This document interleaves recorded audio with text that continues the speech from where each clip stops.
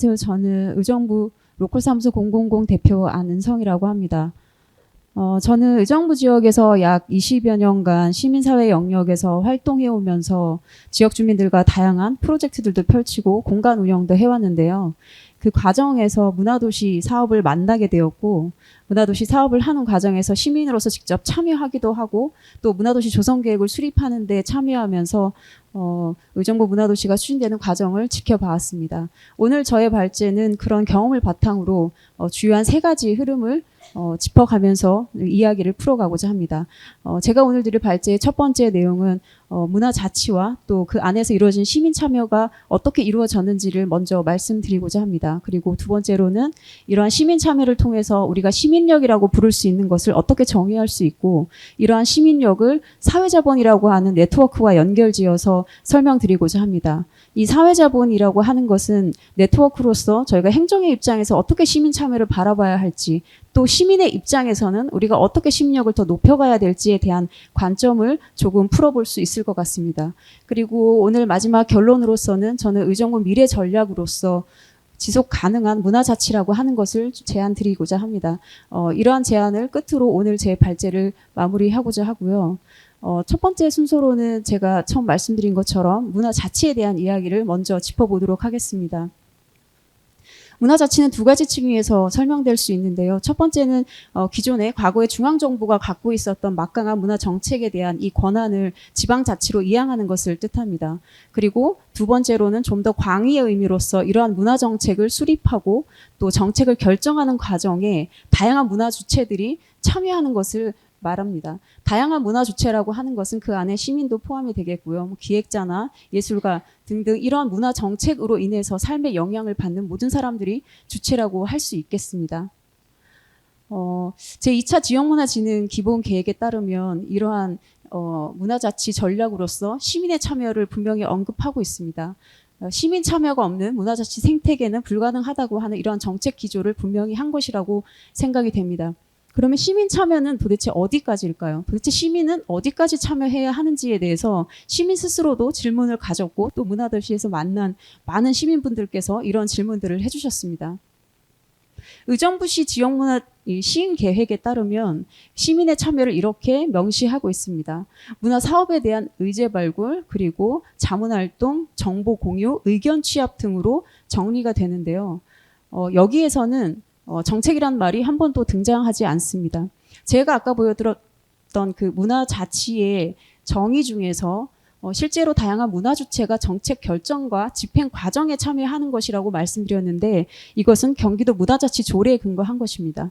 그런데 의정부시 지역문화진흥 시행계획에서는 의제 발굴 역시 정책에 대한 의제 발굴이 아니라 사업에 대한 의제 발굴로 제한되어 있습니다. 따라서 기존의 경기도 문화자치 조례가 갖고 있는 문화자치에서 시민 참여 역할과 그리고 의정부시 지역문화진흥 시행계획에서 갖고 있는 시민 참여의 역할이 상당히 차이가 있다는 것을 좀 짚어보고자 합니다. 그렇다면 지난 4년간 의정부 문화도시에서는 시민 참여가 어떻게 일어났는가를 한번 살펴보고 싶은데요. 지난 4년간 의정부 문화도시를 추진해오는 과정에서 여러 번의 시민 의견 수렴 과정을 거쳤습니다. 그 숫자가 무려 396회에 달하는데요. 여기서 설문조사 4회를 제외하면 약 392회가 됩니다. 그러면 1년간 연평균 100회에 달하는 시민 의견 수렴 과정을 거쳤다고 볼 수 있죠. 지난 4년간 저희가 코로나 팬데믹을 겪었잖아요. 그 사회적 거리두기 때문에 실제로 대면 모임을 하기가 쉽지 않은 상황에서 이렇게 많은 시민들이 굉장히 여러 번 이렇게 시민 의견 수렴 과정에 참여했다는 것은 의정부의 시민력이 높다는 것을 저는 증명하는 것이라고 생각합니다. 그리고 이런 시민 의견 수렴 과정뿐 아니라 실제적인 실행 사업, 그리고 교육이라던가 여러 가지 강좌 등에 참여한 숫자까지 포함하면 6만여 명이 넘는 숫자입니다. 이게 아마도 이 안에는 이제 중복된 숫자들도 물론 포함될 수 있겠죠. 연인원으로 계산을 했을 거니까. 그럼에도 불구하고 제가 이제 민간의 입장에서는 항상 행정이 너무 성과지표, 이 정량평가에 너무 목을 매는 거 아닌가 하는 비판을 해왔었습니다. 저 스스로도. 그런데 이렇게 문화도시를 조성하는 과정에 제가 직접 지켜보고 또 참여하는 과정에서 폭넓은 시민의 참여가 얼마나 중요하고 또 이 조성계획을 수립하는 과정에 많은 영향을 미쳤기 때문에 저는 행정이 이렇게 성과평가 또는 이렇게 숫자에 중요시하는 것을 좀 이해할 수 있던 과정이기도 했습니다. 만약에 의정부 문화도시가 6만 명이 아니라 6천 명만 참여했다면 의정부가 과연 법정 문화도시가 될 수 있었을까? 저는 그런 의문이 들었습니다.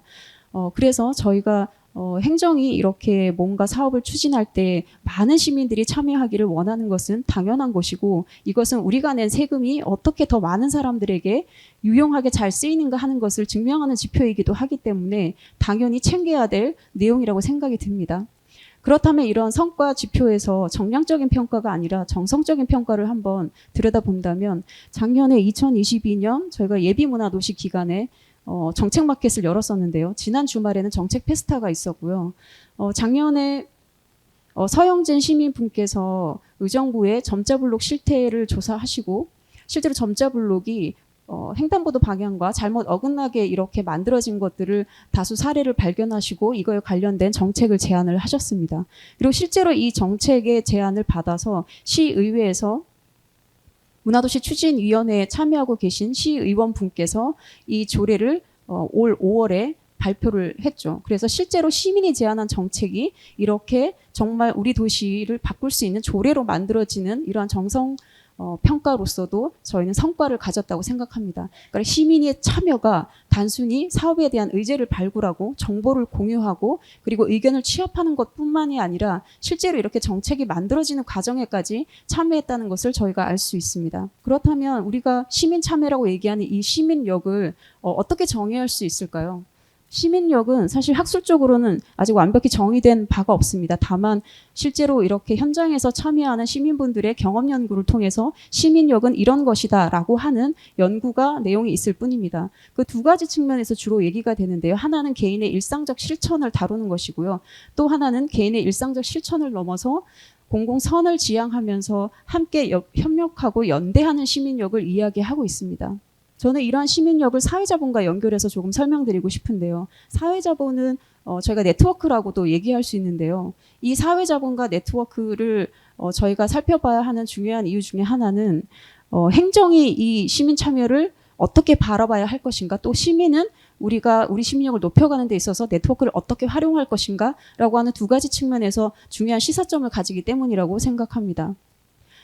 미국에 있는 사회학자 로버트 퍼트넘 같은 경우에는 미국에서 수많은 미국 시민들이 볼링이라고 하는 아주 일상적인 취미를 예전에는 클럽이나 커뮤니티를 통해서 함께 공동체적으로 클럽에서 이제 볼링을 쳤는데 점점 더 많은 미국 시민들이 이제는 혼자 볼링을 치고 있더라. 이런 사회적 커뮤니티가 붕괴된 과정을 조사하면서 사회자본의 유형을 이렇게 정리를 했습니다. 스트롱 타이라고 하는 강력하게 결집된 네트워크를 이야기하는데요. 이들은 주로 공동의 목적을 지니고 있고 동질한 성향을 지닌 구성원끼리 모입니다. 그러다 보니 강한 결속력을 지니고 있다는 특징을 갖고 있어요. 그래서 강한 결속력을 갖고 있기 때문에 뭔가 이 내부적으로 네트워크 안에서 목적을 수립하고 목표를 정하면 그것을 향해서 함께 달려나가는 동력을 갖고 있습니다. 반면에 교량형 사회자본 같은 경우는 위크타이라고 해서 약하게 묶인 느슨한 네트워크를 이야기합니다. 여기에는 개인적 필요를 가진 사람들이 아주 이질적 구성원으로 구성되어 있기 때문에 매우 약하게 결속된다는 특징을 갖고 있습니다. 그러면 대개 행정의 입장에서 어떤 정책이나 사업을 추진할 때는 느슨한 네트워크를 통해서 폭넓은 시민의 참여가 일어나길 바랍니다. 아까 의정부 문화도시 조성 과정에서 6만 명이 넘는 시민이 참여했다고 말씀을 드렸는데 이렇게 더욱더 다양한 세대나 구성원들이 이렇게 도시 과정에 정책 과정에 참여하기를 원하는 게 기존의 행정이 가져온 태도였습니다. 많이 참여해야 그만큼 예산이 유용하게 쓰였다고 생각하기 때문이죠. 그래서 의정부 문화도시는 지금 문화시민 네트워크라고 하는 시민협의체가 활동을 하고 있는데 어떻게 하면 더 많은 시민들이 이 안에 또 함께 하면서 이 안에서 정보를 교류하고 활동하고 개방적으로 이 연결을 이어갈 수 있을지를 고민하고 있습니다. 그런데 이런 촘촘한 네트워크는 사실 폭넓은 참여만을 통해서는 이루어지지가 않습니다. 그러니까 지속적이고 반복적으로 참여해야만 저희 그 안에서 신뢰의 관계가 형성되기 때문이죠. 그 안에서 신뢰가 이루어져야 서로가 그 안에서 상호작용하면서 호혜적인 관계망이 만들어질 수 있거든요. 근데 만약에 느슨한 네트워크만을 저희가 강조하게 되면 폭넓은 참여는 이루어질 수 있는데 그 안에서 공동의 목적을 수립하고 또 그것을 실행하기 위한 이러한 힘은 촘촘한 네트워크에 비해서 떨어집니다. 대신에 그 안에서 다양한 개인들이 모여들기 때문에 서로 다른 갖고 있는 자신들의 자원이나 정보들을 교류하면서 연결하고 활성화될 수 있겠죠. 약점으로는 이렇게 너무나 다양한 이질적 구성원들이 모여들기 때문에 그 안에서 공동의 목적을 합의하기가 굉장히 힘이 듭니다. 그리고 내가 찾고 있는 어떤 자원이나 정보를 찾기 위해서 이 네트워크 안에 들어왔는데 그것이 달성되거나 또는 그 안에 자기가 찾는 것이 없다고 느껴지면 네트워크 밖으로 당연히 손쉽게 또 빠져나갑니다. 그래서 저희가 의정부의 장기적인 예를 들면 도시 전략, 그래서 지속 가능한 무언가를 우리가 함께 만들어내기 위해서 노력해야 된다면 느슨한 네트워크로서의 폭넓은 참여도 반드시 필요하겠지만 촘촘한 네트워크라고 하는 방식도 당연히 필요한 것이죠.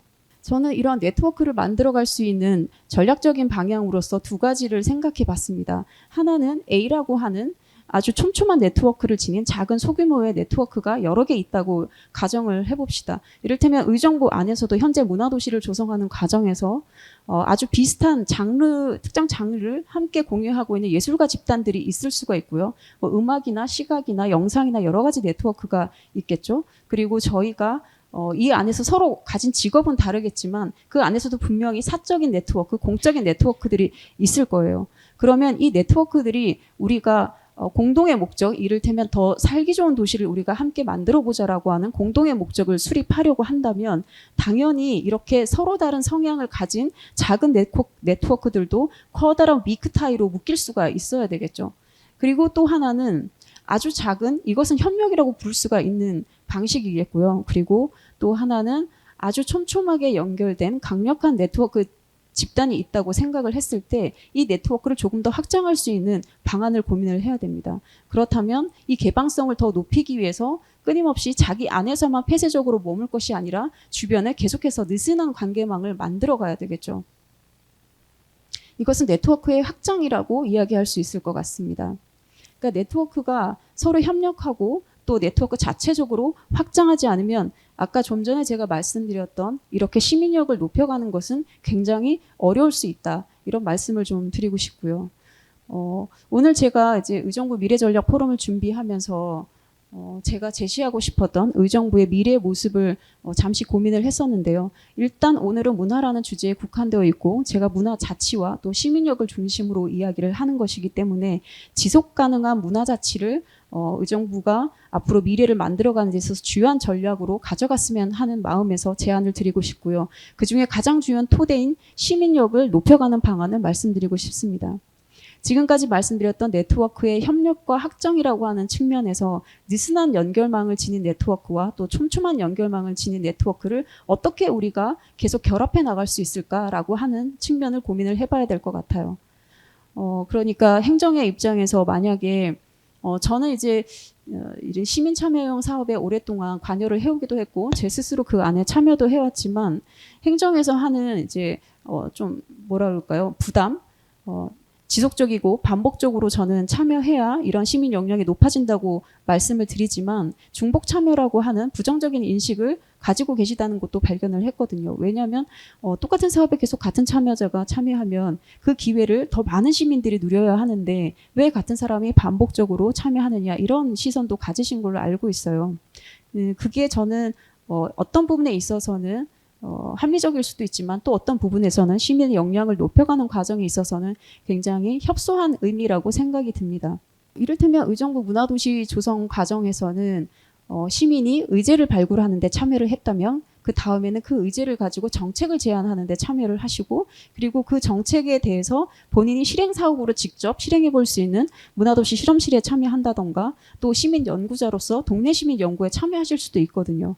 그러면 이 사람은 문화도시 사업에 여러 번 반복적으로 참여한 단순한 중복 참여자인가? 이렇게만 볼 수는 없다는 것이죠.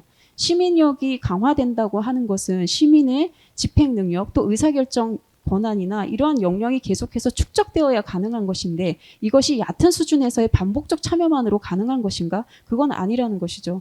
그래서 시에서 어떤 정책이나 사업을 추진하실 때에는 시민들이 어떻게 하면 그 다음 단계 또 그 다음 단계에 참여하면서 같이 함께 성장할 수 있을 것인가라고 하는 부분을 반드시 고려해야 된다고 생각합니다.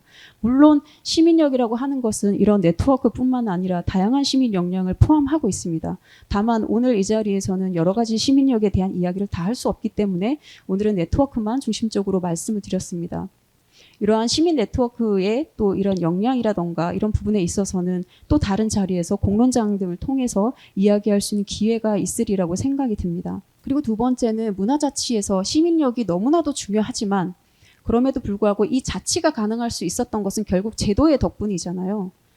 그러니까 1988년에 저희가 지방자치제라고 하는 것이 정부 개정이 되면서 자치와 분권이라는 국정기조를 지난 30여 년간 계속 가져왔습니다. 여야 보수 진보를 다 떠나서 이 국정기조는 변한 적이 없습니다. 그때 이제 정권에 따라서 조금씩 모양은 달랐지만 시민이, 주민이 직접 정책에 참여하고 이 결정 과정에 참여해야 된다라고 하는 기본 방향은 전혀 흔들림이 없었어요. 왜냐하면 그렇게 해야만이 중앙정부의 국가 재정 지출을 줄일 수 있고 실제로 각 지역이나 마을 단위가 안고 있는 문제들을 주민이 아니고서는 알 수도 없고 해결할 수 있는 힘도 없기 때문이죠. 공무원이 어떻게 일일이 다 마을 단위, 골목 단위를 다니면서 그 지역의 문제를 다 파악할 수 있겠습니까? 당연히 시민이 더 잘 알고 주민이 더 잘 아는 것이죠. 그래서 지방정부나 중앙정부는 가지고 있는 이런 제한적인 예산과 자원과 인력을 보완할 수 있는 장치로서 거버넌스를 지금까지 활용해 왔다고 볼 수 있습니다.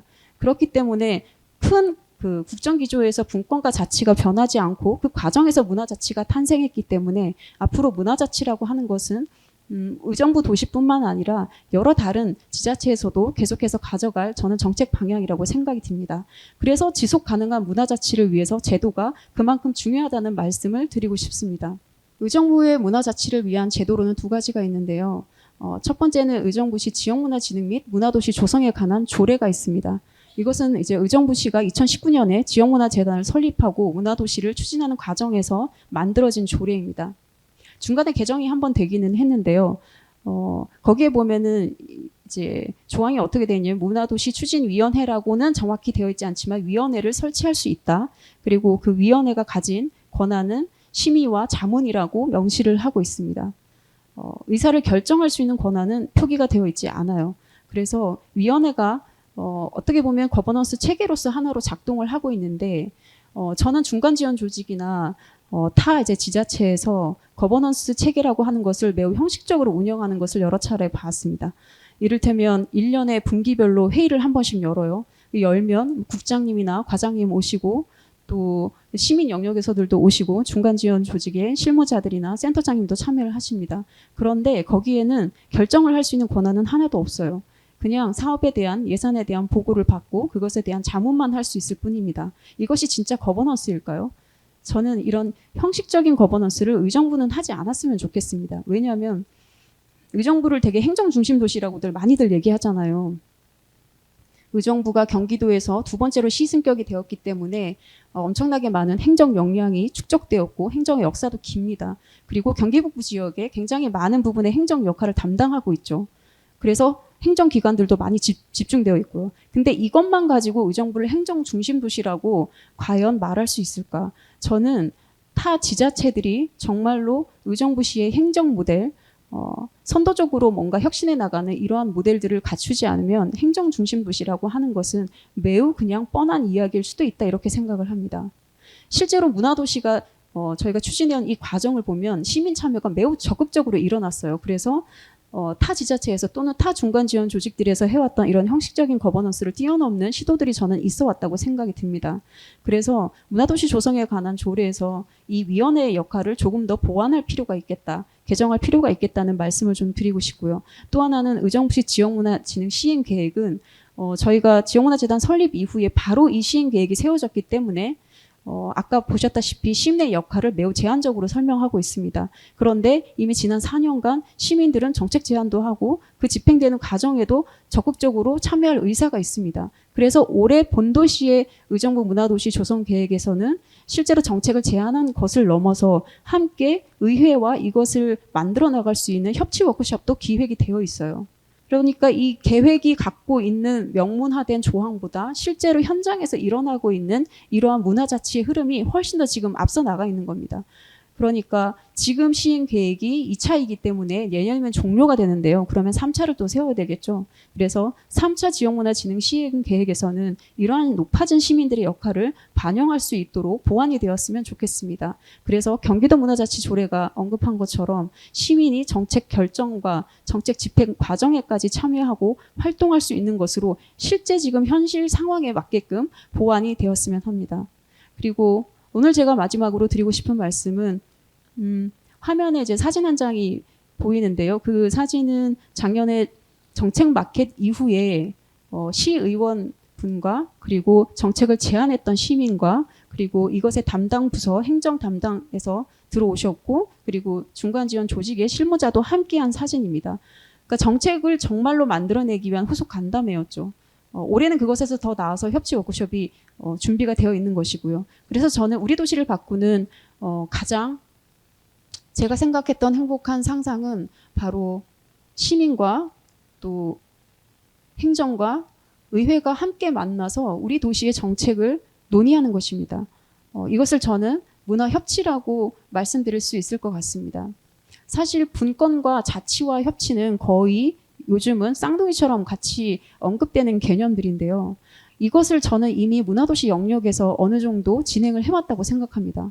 그리고 더 나아가서 이것이 지금은 제도로서 더 보완되어야 되겠지만 이것이 우리 안에 내면화되고 또 지역에 토착화되면 결국 그것이 문화가 되겠죠. 그래서 지금은 문화 자치 또 문화 협치라고 부르지만 결국에는 자치의 문화, 협치의 문화가 우리 안에서 우리 도시 안에서 꽃피울 수 있을 것이라고 생각이 듭니다.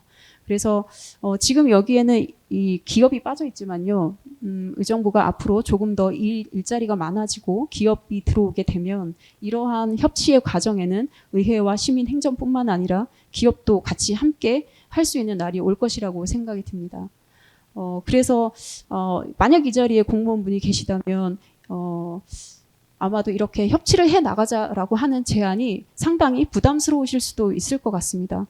시민들의 의견은 다 제각각 다르고 그것을 표현하는 언어도 너무나 다르고 시민 안에서도 그 의견이 동일화되거나 합치가 잘 안 되고 있기 때문에 그것을 행정에 전달했을 때는 행정도 아마도 많은 고민들이 있으실 것 같습니다. 그럼에도 불구하고 저희가 지금 시민 참여형 사업들이 점점 늘어나고 있지 않습니까? 마을 공동체도 그렇고 도시재생, 사회적 경제, 이제는 청년 정책을 얘기할 때도 청년협의체와 함께 고민하고 있죠. 이런 것처럼 시민들과 함께 정책을 만들어가고 사업을 펼쳐가는 것이 앞으로 우리 도시뿐만 아니라 전체적인 국가 운영의 기조와도 부합하기 때문에 아마도 이런 시민 참여에 대한 요구와 앞으로의 비전은 점점 더 넓어질 것이라고 생각이 듭니다. 지금까지 겪어온 우리가 문화도시 안에서 겪었던 이 문화 자치의 과정은 저는 일종의 마중물이라고 생각됩니다. 5년 후, 10년 후 그럼 우리 도시는 어떻게 이 문화 자치를 이어갈 수 있을까에 대한 고민이 지금부터 시작이 되어야 된다고 생각합니다. 오늘 이 자리가 그런 자리의 일종의 시작일 거라는 생각이 들고요. 앞으로도 더 자주 만나서 우리 도시의 미래에 대해서 함께 논의해 나갈 수 있었으면 좋겠습니다. 네, 이상으로 오늘 제 발제를 마치도록 하겠습니다. 감사합니다.